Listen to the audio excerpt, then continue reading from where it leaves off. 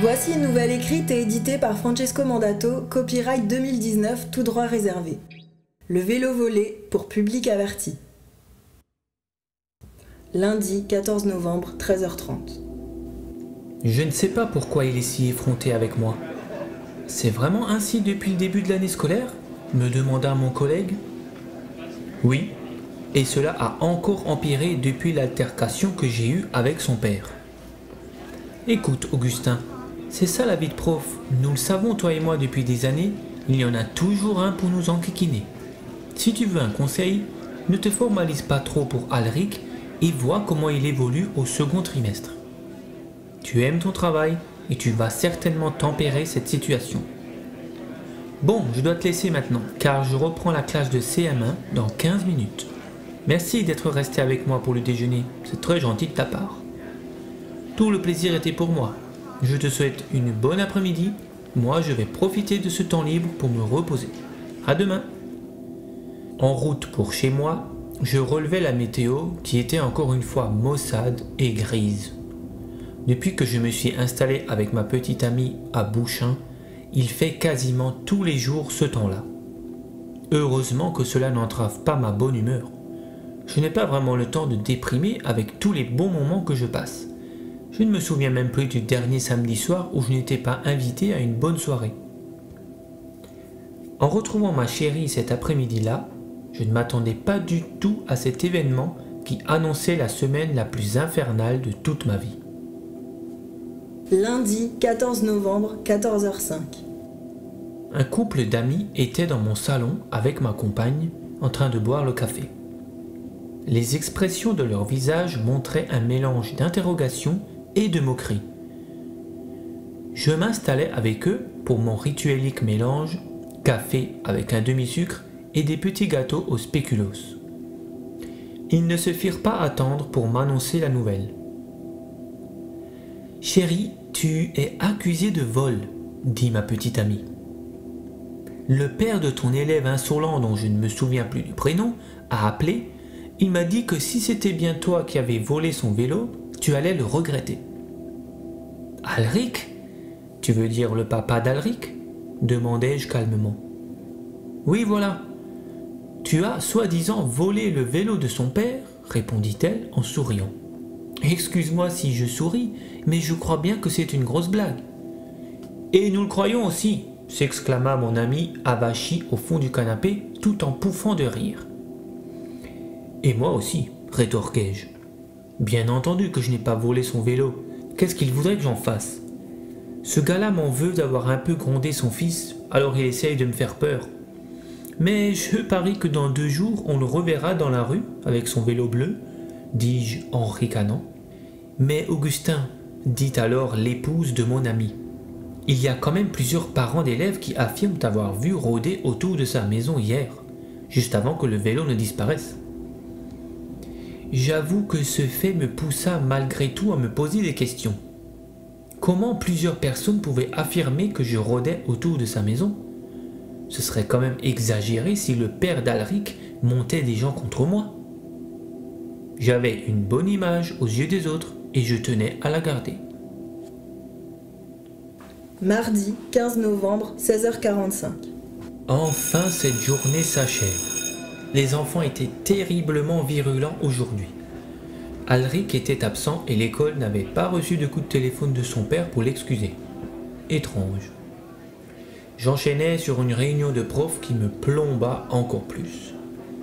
Le directeur nous partagea le programme du nouveau trimestre, puis, lorsqu'il eut fini et que nous quittâmes la salle au compte-gouttes, il dit « Augustin, vous avez une minute ?» Je restais seul avec lui malgré le fait que je mourais d'envie de rentrer chez moi. Il me demanda si j'avais réellement volé le vélo du père d'Alric et agressé sa tante. « Pardon ?» m'exclamai-je. Non seulement j'étais accusé à tort de vol, mais en plus j'aurais agressé une femme.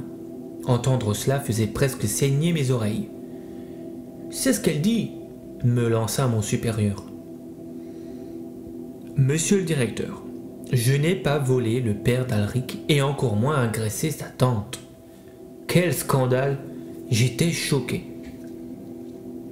Malgré la gravité de cette nouvelle accusation, je passais tout de même une soirée pour me changer les idées avec des amis autour d'un verre, essayant tant bien que mal d'oublier cela. Mercredi 16 novembre, 9h10. Lorsque je ne travaille pas, je me lève toujours vers les 9h. Ce jour-là, je descendis l'escalier encore à moitié endormi et m'effraya en passant devant la porte d'entrée. On frappa 4 gros coups. Je sursautai. « Police de Bouchain !» Quelle stressante surprise! Je n'avais jamais vu la police de cette ville et mis à part les contrôles routiers, je n'avais jusqu'aujourd'hui jamais eu affaire à des agents. Je les fis entrer et ils me demandèrent où j'étais la veille entre 21h et 23h. Un cambriolage avait eu lieu au 13 rue du Général Leclerc, une maison voisine de celle où vivaient Alric et son père. Des habitants du quartier ont déclaré m'avoir vu. Je leur répondis que j'avais passé une soirée avec ma copine et des amis. Abasourdi et d'une main tremblante, j'ai dû leur noter l'adresse du lieu de travail de ma compagne ainsi que les noms de tous ceux présents à la soirée. Après le départ des policiers et malgré mon alibi, je me sentais tout de même stressé et tendu comme jamais. Lorsque ma compagne rentra ce soir-là, courrier à la main, je pouvais lire sur son visage un sentiment d'anxiété. « Que se passe-t-il donc, chérie ? La police est venue me voir au boulot et... » Je l'interrompis sèchement. « Je sais, j'ai aussi eu droit à un inquiétant interrogatoire. Je ne sais pas ce qu'il se passe, mais cela devient pesant. » Nous avons continué à discuter pendant qu'elle ouvrait le courrier pour essayer de comprendre ce qui se manigançait contre moi. Elle stoppa notre discussion en pleine phrase, les yeux fixés sur un courrier qui lui était adressé. La lettre, qui venait d'un destinataire anonyme, disait « Madame, je vous déconseille de faire des enfants avec Augustin, car votre compagnon de vie est un pédophile. » C'était la goutte d'eau qui faisait déborder le vase. Trop, c'est trop. Mon front était en sueur et j'entrais dans une panique hystérique. Ce petit jeu devenait malsain. Que ce soit le père d'Alric ou n'importe qui, si j'avais eu l'auteur de ces accusations devant moi, je pense que je l'aurais passé à tabac et étranglé. Angoissés et peu bavards, nous sommes allés nous coucher avec, dans nos têtes, plein de questions sans réponse. Jeudi 17 novembre, 11h. Alric était toujours absent, ainsi qu'une fillette qui d'ailleurs ne s'entendait pas du tout avec lui. Pendant que ma classe faisait des exercices à l'écrit, j'ai vu par la fenêtre une voiture de police arriver devant l'école. Je présumais avec succès qu'il venait pour moi. Quel moment accablant de honte lorsque je dus partir avec la police devant les yeux des enfants affolés. Cette fois, c'était du sérieux. Les mêmes policiers qui étaient venus chez moi la veille n'étaient pas tendres. J'ai passé un interrogatoire musclé car j'étais accusé d'une tentative de viol sur mineur. La fillette qui était absente a déclaré que j'avais tenté d'abuser d'elle hier après-midi au parc. C'était affreux. Des spasmes de peur me faisaient perdre le contrôle de mon corps. Un sentiment d'injustice horrible s'empara de moi. J'ai passé ma journée au commissariat. Tout ce que j'avais comme alibi pour prouver que j'étais chez moi mercredi après-midi, c'était l'historique de ma navigation internet sur mon ordinateur fixe. Et encore, cela ne prouvait pas que c'était moi derrière le clavier. J'ai tout nié et leur ai partagé ma pensée sur le fait que c'était un coup monté, bien que je ne voyais personne qui pourrait m'en vouloir à ce point. À part peut-être Alric et son père. Les policiers ne vinrent pas consulter mon ordinateur tout de suite. Ils me laissèrent repartir en m'expliquant qu'en attendant l'avancée de l'enquête, j'avais interdiction de quitter la ville, auquel cas ils pourraient me poursuivre pour délit de fuite. Je rentrais chez moi rouge de colère. Sur les coups de 19h, j'appelais un couple d'amis chez qui nous devions dîner samedi soir pour annuler, étant donné que je ne pouvais pas quitter la ville. Puis, je tentais de joindre ma compagne, car elle aurait déjà dû être rentrée à cette heure-ci. Elle ne répondait pas, ni aux appels, ni aux messages. Inquiet au point d'avoir mal au ventre, je tournais en rond chez moi jusqu'à 21h08 lorsque j'ai reçu enfin un SMS d'elle. Coucou, suis chez Sandrine pour quelques jours. Je comprends rien à tout ça et j'ai pas confiance. Je me sens pas en sécurité. À plus, bisous. Accompagné d'un émoticône cœur. Bien qu'en apparence ce message pouvait sembler rassurant, je pense plutôt qu'il démontrait un manque de confiance envers moi. Elle ne savait pas que j'étais bien à la maison hier après-midi. Avec cette histoire d'attouchement, elle devait sûrement s'imaginer le pire. J'étais tellement énervé que je lui ai répondu un message agressif lui disant ma déception dans le fait qu'elle puisse croire à toutes ces histoires. Elle ne répondit pas.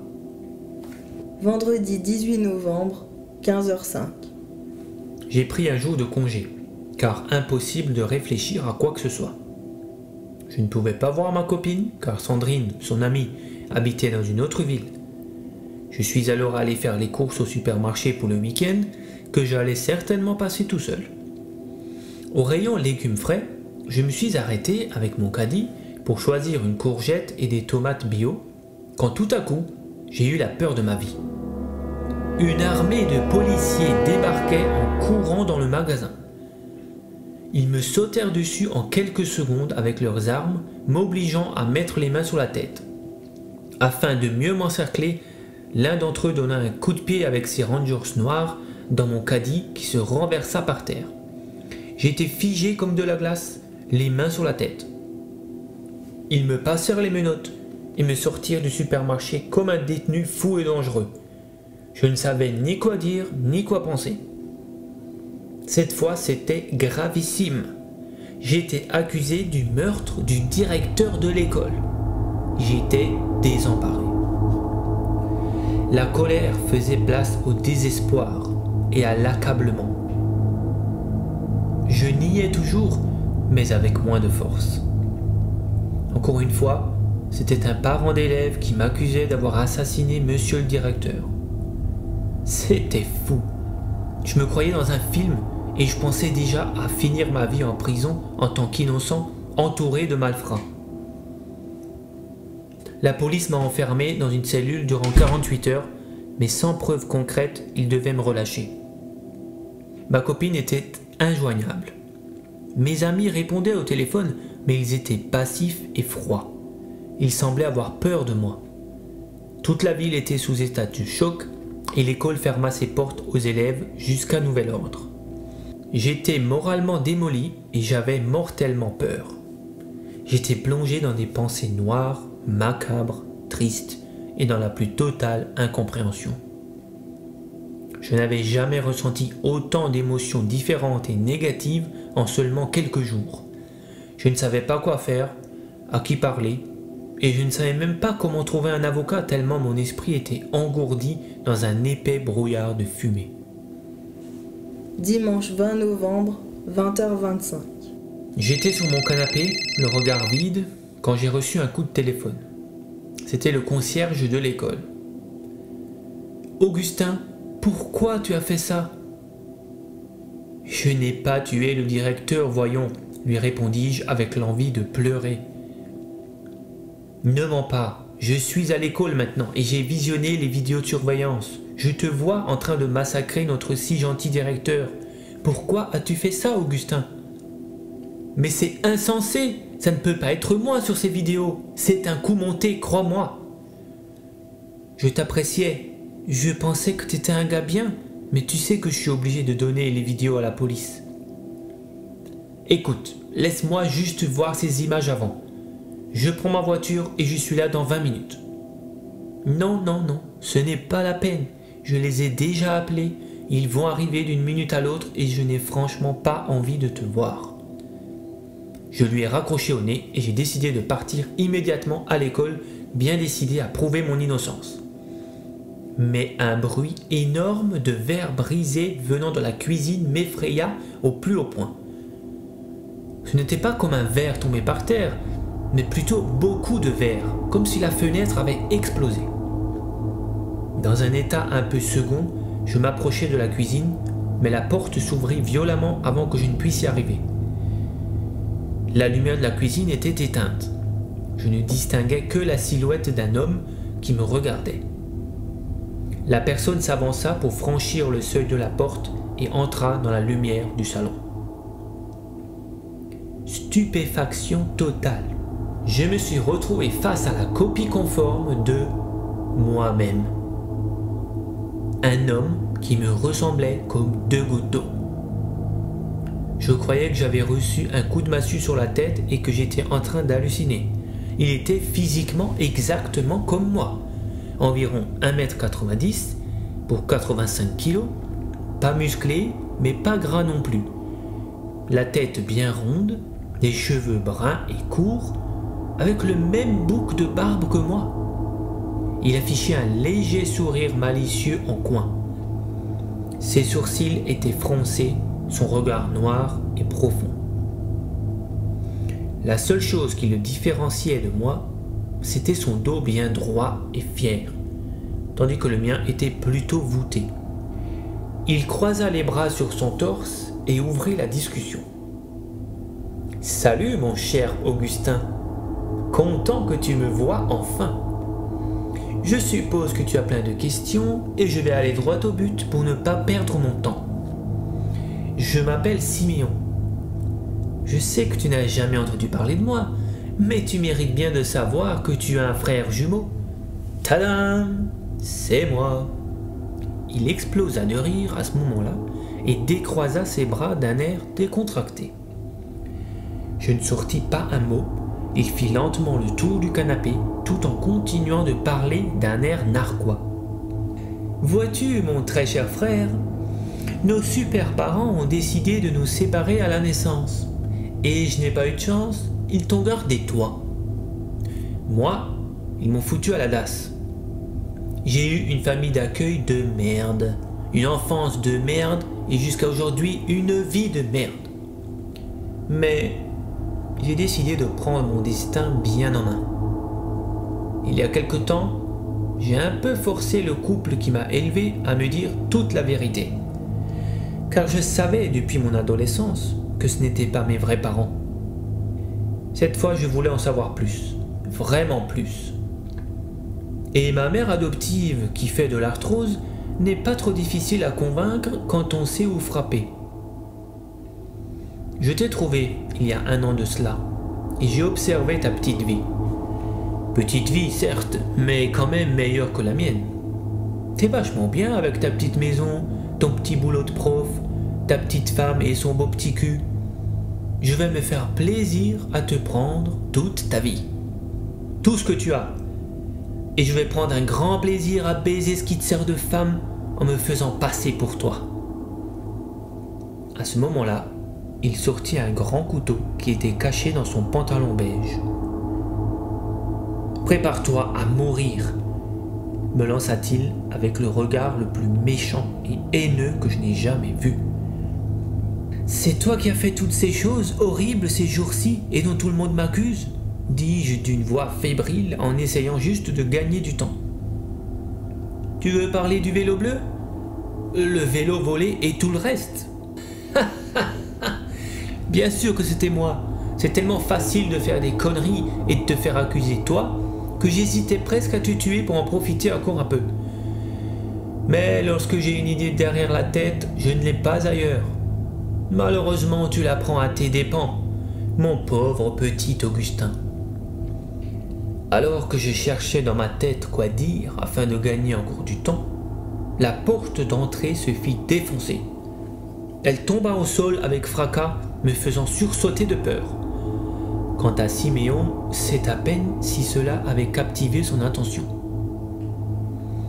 C'était la police qui venait m'arrêter pour le meurtre du directeur de l'école. Certainement qu'ils avaient visionné la vidéo de surveillance. Siméon et moi avons mis les mains sur la tête simultanément, exactement comme si je faisais le geste face à un miroir. Il n'avait pas le choix de jeter son arme blanche, étant donné que les policiers pointaient leurs armes à feu vers nous. Ils furent bien surpris de voir 2 personnes identiques en face de leurs yeux. Ne sachant pas lequel des 2 était réellement le coupable, ils nous embarquèrent tous les 2. Samedi 26 novembre, 13h30. Après une semaine sous les verrous, les résultats des empreintes sortirent enfin. Mon frère jumeau est complètement fou, mais il n'est pas un tueur très expert. En effet, il avait laissé ses traces de doigts partout où il était passé. Du vélo volé jusqu'au bureau de monsieur le directeur, en passant par les habits de la fillette, ainsi que dans la maison qu'il avait cambriolée. Ceci prouva finalement mon innocence pour tous ces crimes. Lorsqu'on me libéra, j'étais encore un peu sous le choc de tout cela, mais très heureux que ce cauchemar se termine enfin. Ma chérie m'attendait à la sortie, quelle joie de la retrouver. On se prit dans les bras l'un de l'autre durant un long moment. Elle pleurait et s'en voulait réellement de ne pas m'avoir fait confiance et de m'avoir laissé dans un moment où j'avais grandement besoin d'elle. Mais bon, que voulez-vous que je vous dise? Je l'aime et je lui ai pardonné car, honnêtement, j'aurais certainement eu la même réaction à sa place. À mon retour, je découvris le vélo volé dans notre jardin. Siméon s'en était servi pour commettre tous ses méfaits. Le père d'Alric avait décidé de me l'offrir, comme pour se faire pardonner de m'avoir accusé à tort. Je l'ai accepté pour lui faire plaisir. Cet après-midi-là, nous avons pris la voiture avec ma compagne et avons quitté la ville pour nous rendre chez mes parents. Je voulais éclairer toute cette affaire à propos de mon frère jumeau et connaître toute la vérité cachée de mon enfance. Si vous avez aimé, cliquez sur j'aime, laissez un commentaire, partagez à vos amis et abonnez-vous à la chaîne.